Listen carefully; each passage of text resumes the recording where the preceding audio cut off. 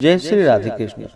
आप सभी का आपके अपने YouTube channel VK Mishra present में बहुत बहुत स्वागत है। आइए आज आप सब सुनेंगे नवरात्रि के दूसरे दिन श्री दुर्गा सप्तशती पाठ में दूसरे और तीसरे अध्याय की कथा।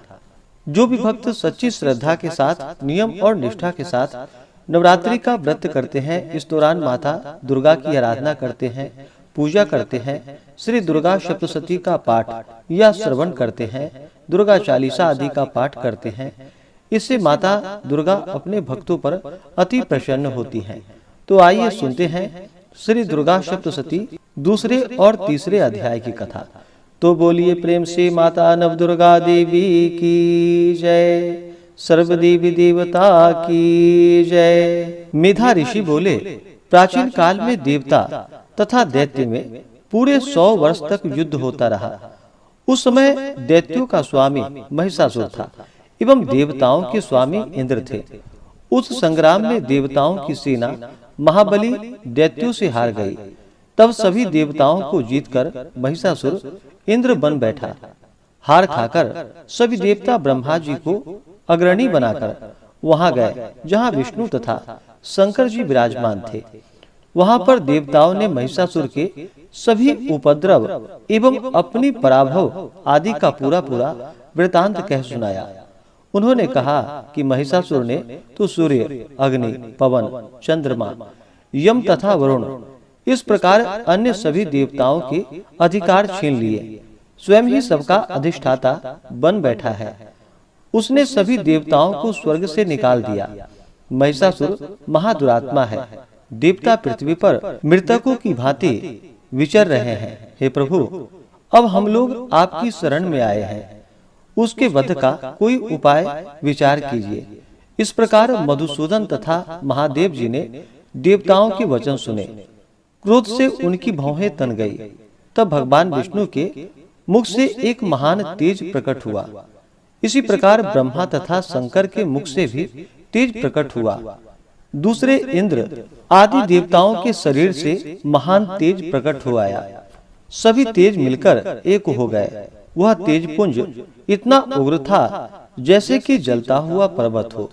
देवताओं ने देखा कि उसकी ज्वालाएं सभी दिशाओं में फैल रही है। जब वह एक हुआ तो नारी के रूप में आ गया। उसके प्रकाश से तीनों लोक भर आया। महादेव जी के तेज से उसका मुख प्रकट हुआ। यम के तेज से उनके केश हुए। विष्णु के तेज से उस देवी की भुजाएं प्रकट हुई। चंद्रमा से दोनों स्तन, इंद्र के तेज से उनका कटी प्रदेश, वरुण के तेज से जंघा व उरु स्थल, पृथ्वी के तेज से नितंबों का प्रादुर्भाव हुआ।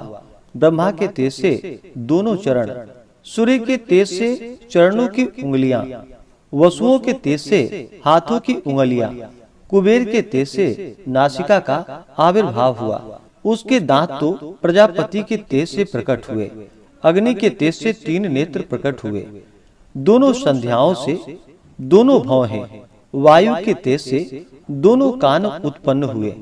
इसी प्रकार दूसरे देवगणों के तेज के द्वारा भगवती का प्रादुर्भाव हुआ।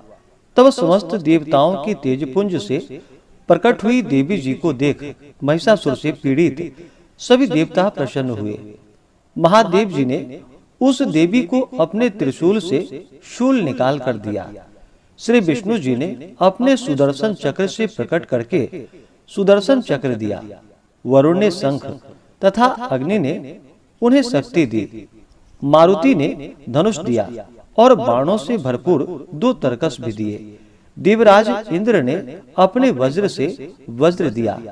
फिर सहस्त्र नेत्र इंद्र ने ऐरावत हाथी से घंटा दिया। यमराज ने कालदंड प्रदान किया।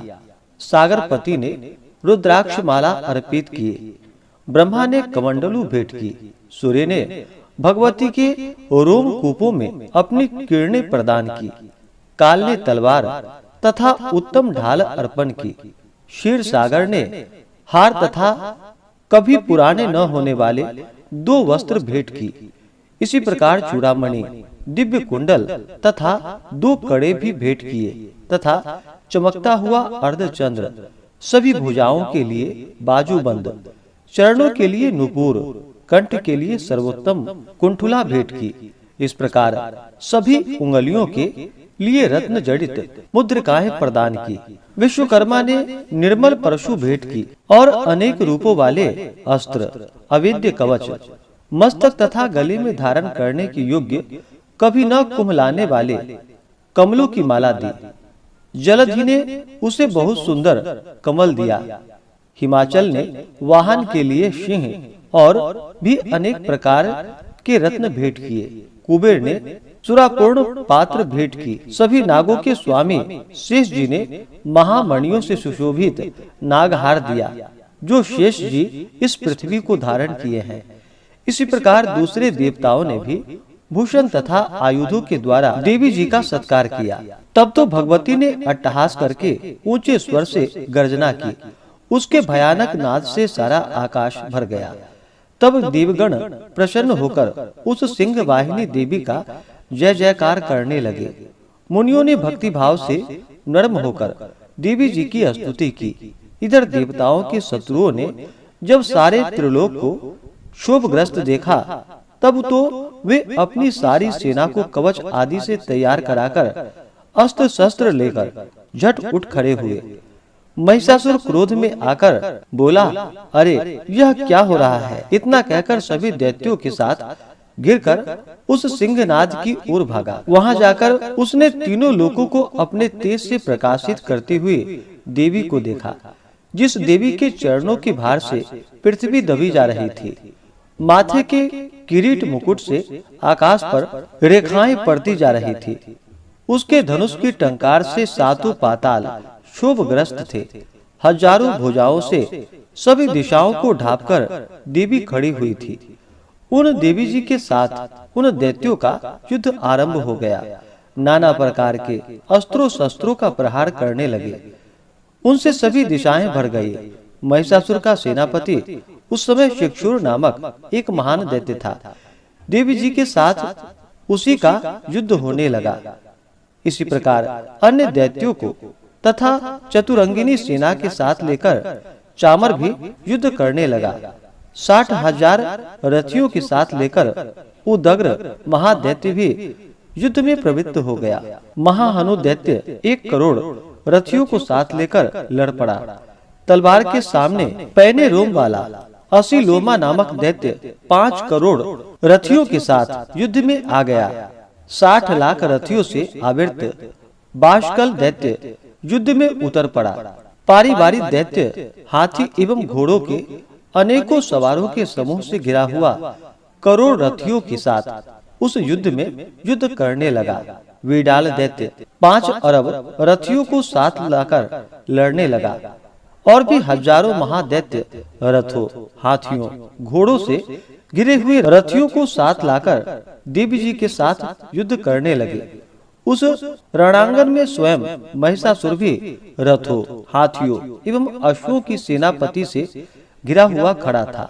तोमर, भिंदीपाल, शक्ति, मूषल, परशु, पट्टीस, संग आदि शस्त्रों से युद्ध में देवी जी के साथ युद्ध करने लगे। कुछ दैत्यों ने देवी जी पर शक्तियां छोड़ी एवं दूसरे ने पास फेंके। तब उस चंडिका देवी ने उन पर अस्त्रों शस्त्रों की वर्षा करके तोड़ डाला। इधर देवी जी का वाहन सिंह भी क्रोध में आ गया। अपनी गर्दन के बाल हिलाता हुआ दैत्यों की सेना में इस प्रकार घूमने लगा जैसे कि वन में अग्नि फैलती जा रही हो। उस युद्ध भूमि में युद्ध करती हुई अंबिका ने जितने श्वास छोड़े वे ही झटपट सैकड़ों हजारों गणों के रूप में परिणित हो गए। प्रकट होकर उन गणों ने खड़ग, भिंदीपाल, परशु, पट्टीस आदि शस्त्रों से युद्ध आरंभ कर दिया। देवी जी की शक्ति से वृद्धि पाकर वे गण दैत्यों का नाश करने लगे। साथ में दूसरे गण नगारे, शंख आदि बजाने लगे।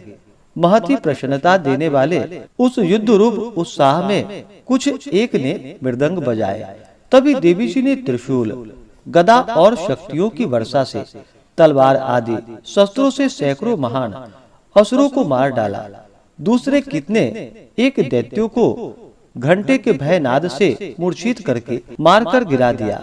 मरे दैत्यों को पास से बांधकर पृथ्वी पर घसीट डाला। कितने तो गदा की चोट से घायल होकर पृथ्वी पर सो गए। मुश्किलों के प्रहार से कई एक रुधिर वमन करने लगे एवं कई एक शूल द्वारा वक्षः स्थल फट जाने से पृथ्वी पर पड़ गए। कितने एक दैत्य बाणों की वर्षा द्वारा युद्ध भूमि में काट गिराए। शेन बाज पक्षी की भांति आक्रमण करने वाले देव शत्रु दैत्य प्राण छोड़ने लगे। कितने दैत्य की भुजाएं कट गई, दैत्यों की गिरवा छिन्न भिन्न हो गई। कई दैत्यों के सिर कट गए, दूसरे मध्य में विदीर्ण हो गए। कुछ की जंघाएं कट गई और पृथ्वी पर गिर गए, और कुछ एक दैत्यों को तो एक भुजा, एक आंख, एक पांव वाला करके दो दो टुकड़े कर डाले। मार मार कर गिराया हुए रथों, हाथियों, घोड़ों एवं असुरों की लाशों के द्वारा जहाँ महायुद्ध हो रहा था, वहाँ की पृथ्वी इस प्रकार भर गई कि वहाँ आना जाना कठिन हो गया। वहाँ सेना एवं असुरों के रुधिर की बड़ी बड़ी नदियां बहने लगी। जगदम्बा जी ने एक क्षण में ही दैत्यों की सारी सेना का इस प्रकार नाश कर दिया, जैसे कि लकड़ियों के बड़े ढेर को अग्नि जला देती है। देवी का वाहन सिंह अपने बालों को छटकारता हुआ, बड़ी गर्जना करता हुआ दैत्यों के शरीर से मानो प्राण ही चुन रहा हो, इस प्रकार घूमने लगा। देवी जी के उन गणों ने महाअसुरों के साथ बड़ा युद्ध किया, जिससे देवता प्रसन्न होकर आकाश से पुष्पों की वर्षा करने लगे। इस प्रकार से श्री दुर्गा सप्तशती में दूसरे अध्याय की कथा पूर्ण हुई। तो बोलिए प्रेम से माता दुर्गा की जय। अब सुनते हैं तीसरे अध्याय की कथा। ऋषि बोले, महाअसुर चक्षुर सेनापति ने जब यह देखा कि यह सेना तो इस प्रकार मारी जा रही है, तब उसे बड़ा क्रोध उत्पन्न हो गया। स्वयं ही अंबिका के साथ युद्ध करने चल पड़ा। युद्ध में जाकर उसने देवी जी पर बाणों की इस प्रकार वर्षा की, जैसे मेघ सुमेरु पर्वत की चोटी पर जलधारा वर्षा कर रहा हो। तब देवी ने उसके बाण समूह को खेल खेल में ही काट दिया। फिर बाणों द्वारा उसके सारथी और घोड़ों को मार डाला। फिर झटपट उसका धनुष और ऊंची लहराती ध्वजा काटकर गिरा दी। जब उसका धनुष कट चुका, तब अपने बाणों से उसके अंग बींध डाले, जिससे सारथी एवं घोड़े मर चुके थे और धनुष भी कट चुका था। तब वह बिना रथ के पैदल ही तलवार ढाल लेकर देवी की ओर दौड़ा। तेज तलवार से सिंह पर प्रहार कर दिया। फिर देवी जी की वाम भुजा पर बड़े जोर से प्रहार किया। हे राजन, ज्यों ही उसकी तलवार देवी की भुजा पर पहुंची, त्यों ही टूट गई। फिर तो असुरों ने क्रोध से आंखें लाल करके शूल पकड़ लिया। भद्रकाली जी पर उस दैत्यों ने वह शूल डाल दिया। वह शूल इस प्रकार चमका जैसे कि आकाश से सूर्य मंडल गिर रहा हो। देवी जी ने अपनी ओर आते हुए शूल को देखकर उस पर अपना शूल चला दिया, जिससे उस शूल के सैकड़ों टुकड़े हो गए। साथ में उससे चक्षुर महादैत्य के प्राण भी निकल गए।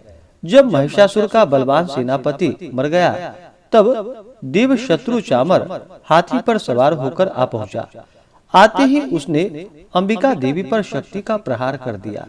श्री देवी जी ने हुंकार द्वारा ही मारकर तेजहीन कर उसे नीचे गिरा दिया। अपनी शक्ति को गिरा हुआ देखकर चामर को बड़ा क्रोध आ गया। उसने शूल का प्रहार कर दिया। शूल को भी देवी जी ने बाणों द्वारा टुकड़े टुकड़े कर डाले। तब सिंह भी उछलकर हाथी के मस्तक पर चढ़ बैठा।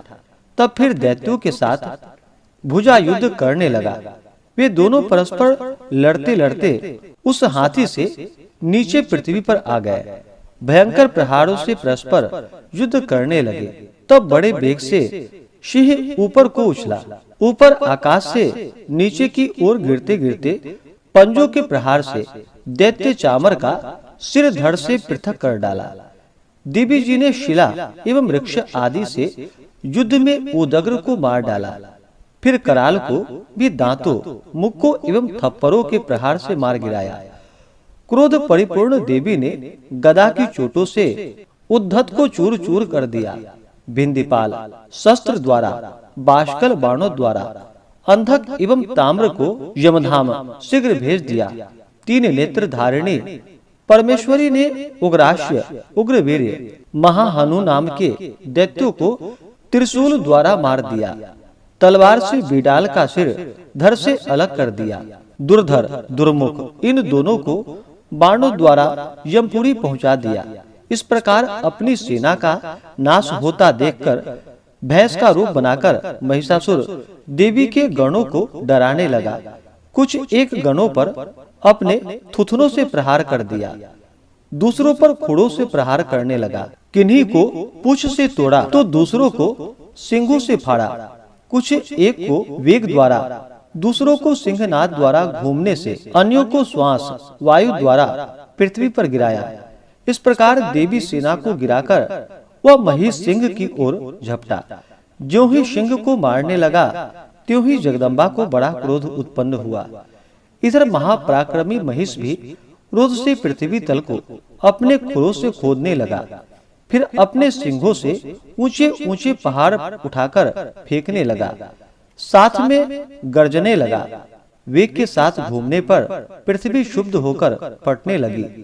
उससे पूंछ से समुद्र पर प्रहार किया, जिससे शुद्ध होकर समुद्र और पृथ्वी को चारों ओर से डुबाने लगा। चलायमान होते हुए सिंह के द्वारा छिन्न भिन्न हुए बादल टुकड़े टुकड़े हो गए।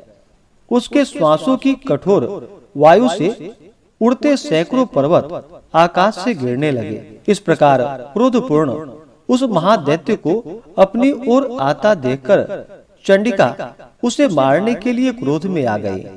कुपित चंडिका ने उसकी ओर पाश फेंका और उसके द्वारा उस दैत्य को बांध लिया। तब तो उस महायुद्ध में बंधे हुए उस दैत्य ने अपना महिष भैंस के रूप को त्याग दिया, झटपट सिंह के रूप में आ गया। यूं ही चंडिका उसका सिर काटने लगी, तब तो वह तलवार हाथ में लिए पुरुष दिखाई देने लगा।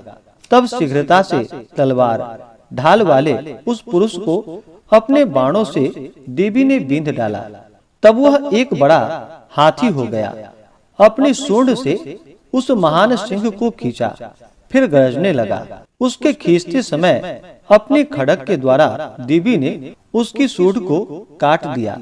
फिर वह महादैत्य भैंस के रूप में आ गया। इस प्रकार चराचर त्रिलोकों को सताने लगा। उस समय जगन माया चंडिका क्रोध में आकर फिर उत्तम मधुपान करने लगी और लाल लाल नेत्र करके हंसने लगी।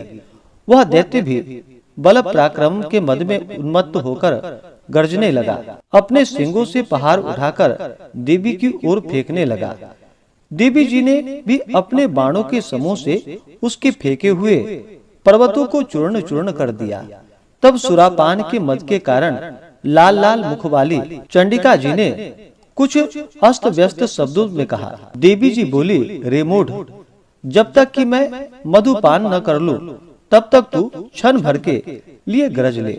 मेरे द्वारा संग्राम भूमि में तेरा वध हो जाने पर तो शीघ्र ही देवता भी गरजने लगेंगे। ऋषि बोले, इस प्रकार कहकर देवी जी उछलकर उस महादैत्य पर चढ़ गई।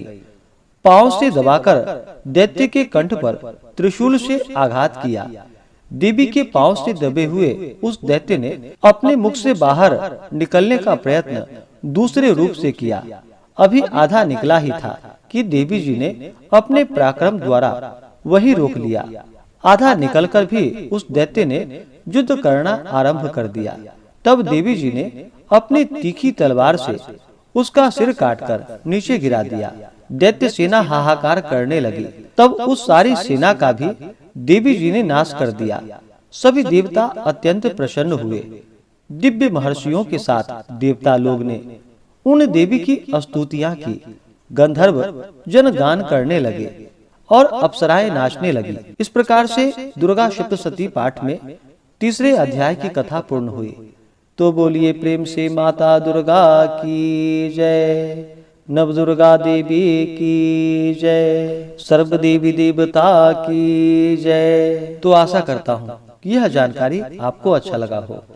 इसी प्रकार से ज्ञानवर्धक जानकारियाँ प्राप्त करते रहने के लिए, व्रत पूजा के बारे में जानने के लिए, कथा को सुनने के लिए चैनल पे अगर आप पहली बार आए हैं तो चैनल को लाल बटन दबा करके सब्सक्राइब करें, साथ में बेल आइकन घंटी को दबाएं ताकि आने वाली वीडियो का नोटिफिकेशन आपको समय से मिलता रहे।